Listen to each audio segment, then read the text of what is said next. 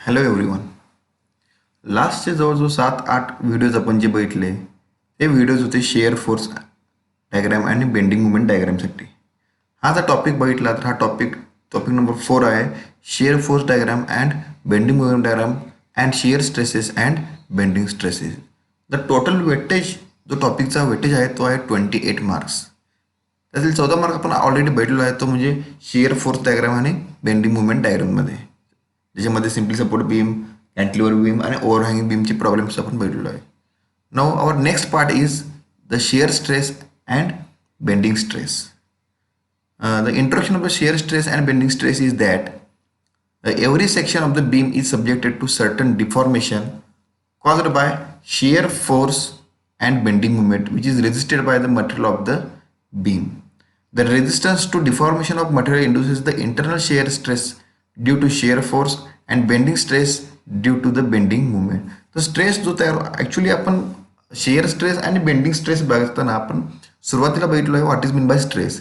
Stress means that it is a ratio of force upon area. ज्यावेळी एखादा stress तयार होत असतो तो इंटरनली त्या मटेरियलला त्याला अपोज केलेलं असते. मग शेअर स्ट्रेस म्हणजे काय? शेअर फोर्समुळं जो स्ट्रेस तयार होतो त्याला आपण काय म्हणणार आहे? Share stress. आणि बेंडिंग स्ट्रेस म्हणजे काय? बेंडिंग मुवमेंटमुळं बीमचे बेंडिंग मुवमेंटमुळे जो स्ट्रेस तयार होणार आहे किंवा जो इसेंट्रिक लोडमुळे जो स्ट्रेस तयार होणार आहे त्याला आपण काय म्हणणार आहे? Bending stress. हा झाला आहे introductory part. That is share stress म्हणजे काय, बेंडिंग स्ट्रेस म्हणजे काय. आणि स्ट्रेस म्हणजेच it is the ratio of force upon area. आणि त्याच्यामध्ये तुम्हाला परत तयार होणार शेअर स्ट्रेस आणि दुसरा तयार होणार bending stress. Bending stress, when load is applied vertically on the beam, then resistance offered by the internal stresses to the bending is called as the bending stress. आणि बेंडिंग स्ट्रेस हा दाखवला जातोय, it is denoted by sigma B. Bending stress हा दाखवतो sigma B. B for stand for bending, sigma stand for stress. So bending stress. Pure bending means the value of bending movement is zero. जे bending मुवमेंटची value zero असेल त्याला आपण काय म्हणणार आहे? Pure bending. तर पुढला पार्ट आपला तो थिअरी ऑफ सिम्पल बेंडिंग किंवा प्युअर बेंडिंग. प्युअर बेंडिंग म्हणजे मी काय म्हणलो की pure bending means value of bending movement is zero. Then theory of simple bending और प्युअर बेंडिंग. तर ती थिअरी काय आहे बघा. When a beam is subjected to action of any load, then the fiber on one side of the beam are stretched and those on other side are compressed. If the beam is simply supported, then the lower fibers will be under tension and the upper fibers will be on compression. On other hand, in cantilever beam the upper fibers will be in tension and the lower fiber will be in compression. काय म्हटलंय बघा यामध्ये, when a beam is subjected to action of any load, ज्यावेळी बीमवर एखादा load act होतो, then the fibres on one side of the beam are stretched.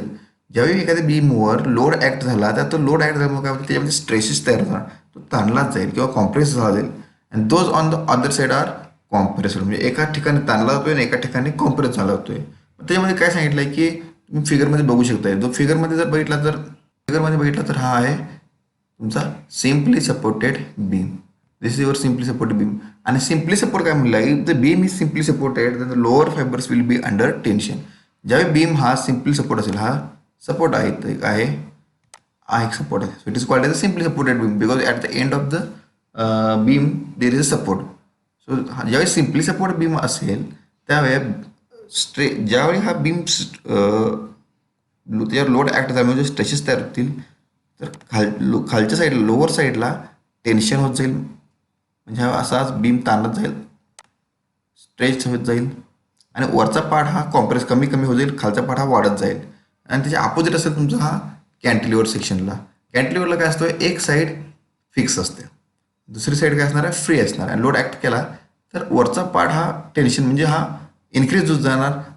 हा part वरचा जो लेअर असेल, वरचा लेअर हा होत जाईल इन्क्रीज, खालचा लेअर होत जाईल कॉम्प्रेस. पण कुठला वरचा आणि कुठला खालचा, तर मध्ये जो डॉटेड लाईन तुम्हाला दाखवलेला आहे, हा डॉटेड लाईन ह्याला काय म्हणतो आपण, न्यूट्रल ॲक्सिस. म्हणजे न्यूट्रल ॲक्सिसच्या वर जेवढे नंबर ऑफ लेयर्स असतील ते इन्क्रीज होत जातील. न्यूट्रल ॲक्सिसच्या खाली जेवढे नंबर ऑफ लेयर असतील ते डिक्रीज होत जातील. So this is about the theory of simple bending. Theory of simple बेंडिंगमध्ये काय सांगितलं आहे, तर जर बीम सिम्पली सपोर्ट आला तर न्यूट्रल ॲक्सिसच्या वरचा पार्ट, हा न्यूट्रल ॲक्सिसच्या वरचा पार्ट कॉम्प्रेस होत जाणार. न्यूट्रल ॲक्सिसच्या खालचा पार्ट हा टेन्साईल होत जाणार, इन्क्रीज होत जाणार. आणि कॅन्टिलिव्हर बीमला न्यूट्रल ॲक्सिसच्या वरचा पार्ट टेन्साईल होत जाणार आणि न्यूट्रल ॲक्सिसच्या खालचा पार्ट हा कॉम्प्रेसिव्ह किंवा लेयर्स हे कॉम्प्रेसिव्ह जातील.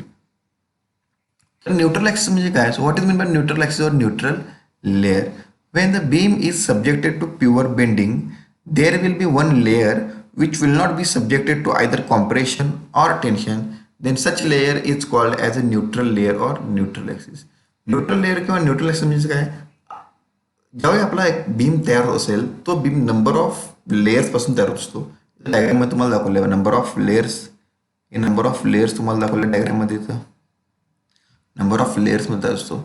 आणि त्या नंबर ऑफ लेअरमधला एक लेअर असा असतो सेंट्रलचा लेअर की त्या लेअरमध्ये टेन्शन देखील होत नाही किंवा कॉम्प्रेशन देखील होत नाही. तर त्याला आपण काय म्हणतो न्यूट्रल ॲक्सिस किंवा न्यूट्रल लेअर. हा जो डॉटेड लाईन दाखवलेला आहे डॉटेड लाईनचा लेअर म्हणजे तुमचा कुठला असणार आहे न्यूट्रल ॲक्सिस किंवा neutral layer. The layer which will be neither subjected to tension और nor compression. Okay, so it is called as a neutral axis or neutral layer. It is denoted by NA. Neutral axis म्हणजे काय? तो असा एक layer की त्या लेअरमध्ये tension देखील असणार नाही किंवा कॉम्प्रेशन देखील असणार नाही.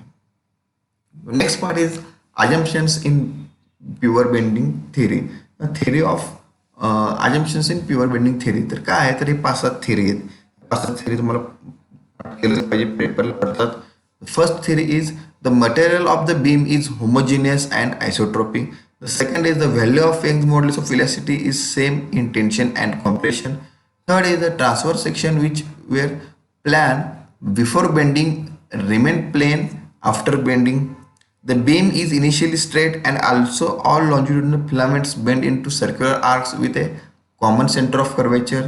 And next is the radius of curvature is large as compared to the dimension of the cross section.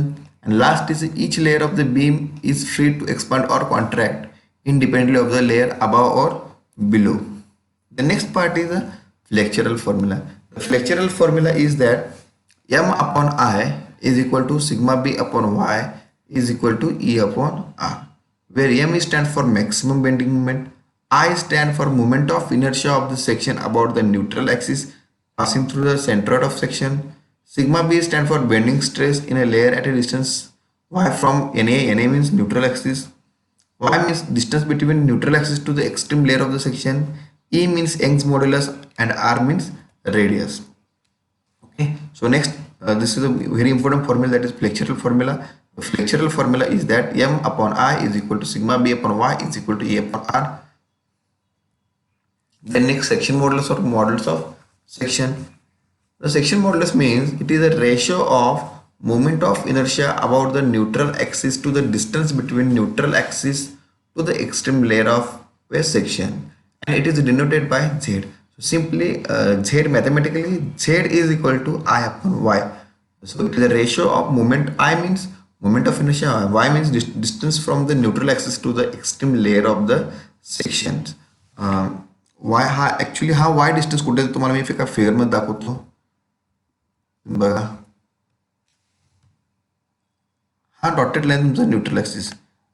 ह्या न्यूट्रल ॲक्सिस पासून शेवटचा जो लेअर आहे हा ह्या एवढ्या लेअरला आपण काय म्हणणार आहे डिस्टन्स म्हणजे तुमचा वाय. ओके, किंवा इथे देखील तुम्ही बघू शकता हा न्यूट्रल ॲक्सिस आहे.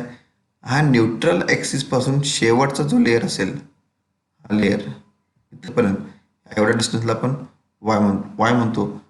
वर दाखवा किंवा खाली देखील सेम असेल. न्यूट्रल ॲक्सिस पासून शेवटच्या लेअरपर्यंत डिस्टन्सला आपण काय म्हणणार आहे वाय म्हणणार आहे. Okay, so it is a neutral axis. So section modulus आपल्याला काय सांगतो की सेक्शन मॉड्युलस म्हणजेच it is a I stand for moment of inertia, Y means distance between neutral axis to the extreme layer of the section. So Z is equal to I upon Y. So for definition is that it is a ratio of moment of inertia of the section to the distance between neutral axis to the extreme layer of a section. आणि ह्याचा S I unit असणार आहे mm³ metre cube किंवा centimetre cube. कारण आयचा जो S I unit असेल तो mm⁻⁴ समजा मिलीमीटर असेल तर mm⁻⁴ आणि वाय हा डिस्टन्स असल्यामुळे divide by mm. So mm⁻⁴ divide by mm म्हणजे 1 mm कॅन्सल झाला. सो mm³ घ्या किंवा मीटर क्यूब घ्या किंवा सेंटीमीटर क्यूब. हा झाला related to section modulus. Next आहे तुमचं बेंडिंग स्ट्रेस डिस्ट्रीब्युशन डायग्राम. याच्यावेळी तुम्हाला पेपरला विचारलं जाईल की बेंडिंग स्ट्रेस डिस्ट्रीब्युशन डायग्राम काढा रेक्टँग्युलर सेक्शनला, सर्क्युलर सेक्शनला किंवा हॅलो सर्क्युलर सेक्शनला. तर तुम्हाला अशा पद्धतीने डायग्राम काढली पाहिजे. हा तुमचा बीम झाला रेक्टँग्युलर बीम, हा रेक्टँग्युलर बीम झाला, हा बेंडिंग स्ट्रेस डिस्ट्रीब्युशन डायग्राम झाला, हा हा देखील तुमचा बेंडिंग स्ट्रेस डिस्ट्रीब्युशन डायग्राम आहे. याच्यामध्ये फरक असा येतो की पहिला आहे तुमचा सिम्पली सपोर्ट बीम, दुसरा येतो कॅन्टिलिव्हर बीम. तुम्हाला लक्षात एवढंच ठेवलं पाहिजे की सिम्पली सपोर्ट बीममध्ये कॉम्प्रेशन हा वर असतो, टेन्शन हा खाली असतो. आणि कॅन्टिलिव्हर बीममध्ये टेन्शन हा टॉप साईडला असतो, कॉम्प्रेशन हा बॉटम साईडला असतो. हा तुम्हाला फक्त एवढाच पार्ट लक्षात ठेवला पाहिजे. बाकी तुमचा न्यूट्रल ॲक्सिसपासून एक्स्ट्रीम लेअरपर्यंत डिस्टन्स हा तुमचा वाय असतो. टेन्शन खाली असल्यामुळे इथं वायटी म्हटलेलं आहे. आणि न्यूट्रल ॲक्सिसपासून एक्स्ट्रीम लेअरचा डिस्टन्स हा वाय असतो. सो टॉप साईडला कॉम्प्रेशन असल्यामुळे इथं काय म्हटलेलं आहे, वाय सी म्हटलं आहे. ह्याच्या अपोजिट कॅन्टिलिव्हरला आहे, इथं वाय सी आहे, टॉपला वाय टी आहे. हा एवढा पार्ट तुम्हाला लक्षात ठेवला पाहिजे. सर्क्युलर सेक्शनला जावा, सर्क्युलर सेक्शनला देखील तीच डायग्राम असणार आहे. फरक एवढाच असणार आहे की सिम्पल सपोर्टला कॉम्प्रेशनवर आणि टेन्शन खाली, कॅन्टिलिव्हरला टेन्शनवर कॉम्प्रेशन खाली. तर हा झाला bending stress distribution diagram. Next तुमचे जे फॉर्म्युले आहेत, formulas for section modulus of various shapes. Various shapes म्हणजे कुठले असतील तर first is rectangular shape, second is a hollow rectangular shape, third is a circular shape, fourth is hollow circular shape. त्यातला पहिला जो असेल तुमचा रेक्टँग्युलर शेप, रेक्टँग्युलर शेपला रिगार्डिंग द एक्स ॲक्सिस झेडचा फॉर्म्युला असेल B D square upon 6. Regarding the Y Y axis झेडचा formula असेल D B square upon 6. Hollow rectangle सेक्शनला रिगार्डिंग टू एक्स एक्स सेक्शनचा फॉर्म्युला असेल B D cube minus small B D cube divide by 6D. जो बी capital बी असेल तो बाहेरचा rectangle असेल, कॅपिटल डी असेल तो बाहेरचा रेक्टँगलसाठी असेल, स्मॉल बी हा आतल्या रेक्टँगलसाठी, स्मॉल डी देखील आतल्या रेक्टँगलसाठी. आणि झेड वाय वाय असेल, Z Y Y is equal to D B cube minus small D B cube divide by 6B. आता ॲक्च्युली फॉर्म्युला आला कसा? So we know the definition of the section modulus. Section modulus means Z is equal to I upon Y, ratio of moment of inertia to the distance between neutral axis to the extreme layer of a section. Okay, so I चा formula येतोय, I x एक्सचा formula तुम्हाला moment of inertia टॉपिकमध्ये तुम्हाला check केलं पाहिजे. जेव्हा आपण Z x एक्सचा फॉर्म्युला काढू, तर झेड एक्स एक्सचा फॉर्म्युला काढताना I x x divide by Y हा येणार. आय एक्स एक्स म्हणजेच moment of inertia about x x axis. तर तुम्हाला तो मोमेंट ऑफ इनर्शिया ह्या टॉपिकमध्ये जाऊन आय एक्स एक्सचा फॉर्म्युला चेक केला पाहिजे. आय एक्स एक्सचा फॉर्म्युला ॲक्च्युली येतो बी डी क्यूब बाय 12 आणि वाय म्हणजेच तुमचा डी बाय 2 येणार. ज्यावेळेस आपण हे कॅल्क्युलेशन करेल तेव्हा आपल्याला बी डी स्क्वेअर बाय 6. मग हा त्यातला मोमेंट ऑफ इनर्शियाचा थोडा पार्ट तुम्हाला सेक्शन मॉड्युलससाठी यूज करता आला पाहिजे. थर्ड असेल solid circular section, Z X X is equal to Z Y Y is equal to pi by 32 D cube. आणि हॅलो सर्क्युलरसाठी असेल Z X X is equal to Z Y Y is equal to pi by 32 in bracket D raise to 4 minus small D raise to 4 divide by capital D. त्यानंतर नेक्स्टचा part तुमचा असेल maximum bending movement for some standard case. Standard केसमध्ये तुम्हाला maximum bending movement दाखवताना काय दाखवलं पाहिजे?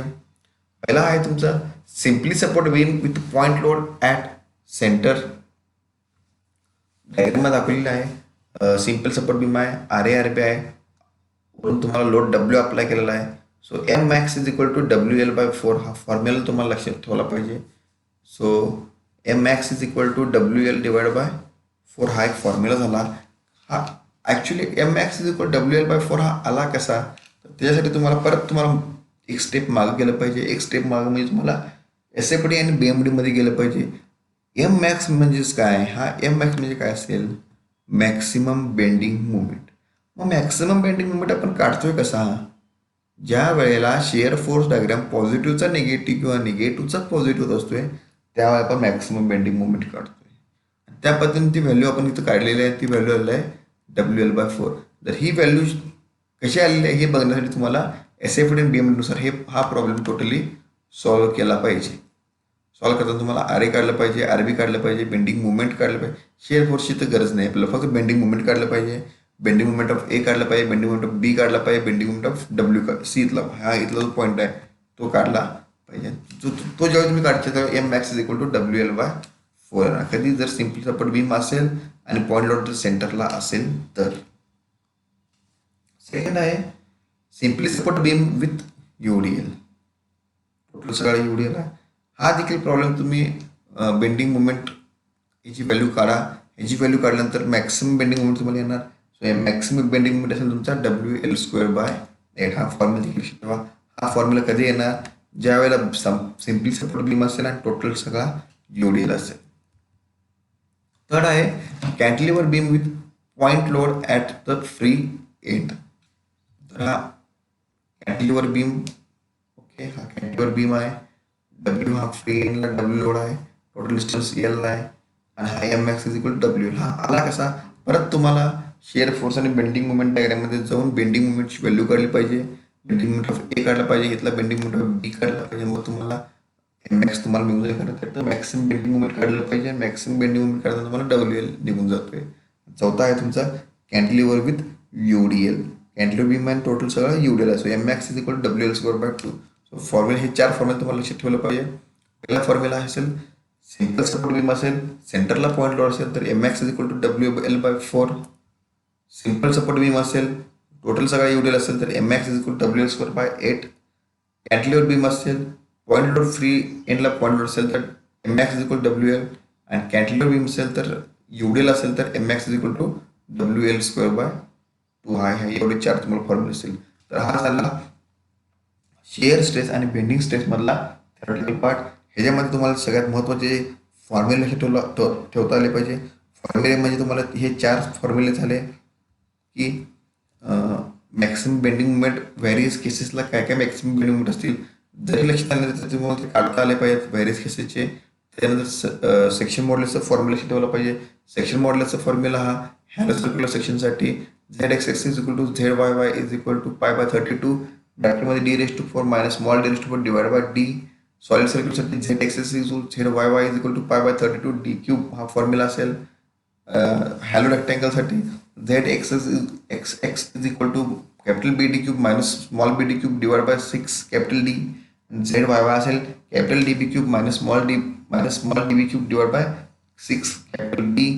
रेक्टँग्युलर सेक्शनसाठी ZXX असेल BD²/6 ZYY is equal to DB²/6. परत तुम्हाला हा बेंडिंग स्ट्रेस डिस्ट्रीब्युशन डायग्राम लक्षात ठेवता आला पाहिजे. बेंडिंग डिस्ट्रीब्युशन डायग्राममध्ये सिंपल सपोर्ट बीम असेल तर कॉम्प्रेशन वरच्या साईडला, टेन्शन खालच्या साईडला आणि कॅन्टिलिव्हरला टेन्शन टॉप साईडला, कॉम्प्रेशन बॉटम साईडला पाहिजे. त्यानंतर सगळ्यात महत्त्वाचा फॉर्म्युला असेल तो फॉर्म्युला तुम्हाला फ्लेक्झरल फॉर्म्युला. हा देखील तुम्हाला फॉर्म्युला लक्षात ठेवता आला पाहिजे. हा फॉर्म्युला आहे M/I is equal to sigma B/Y is equal to E/R. हा एवढा पार्ट झाला, थेरॉटिकल पार्ट झाला शिअर स्ट्रेस आणि बेंडिंग स्ट्रेस मधला. नेक्स्ट लेक्चरला आपण यावर थोडे प्रॉब्लेम देखील बघूया. ओके.